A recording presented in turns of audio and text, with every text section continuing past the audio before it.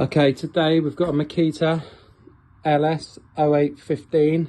Saw's come in because it's not working very well.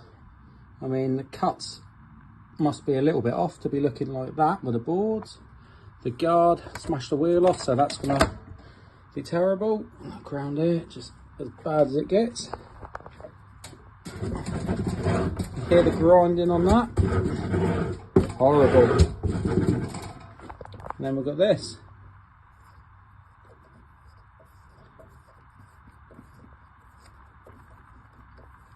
Wow. I mean, that is perfect if you're cutting round corners. But one man's trash is another man's treasure. We'll try and get it back to factory settings.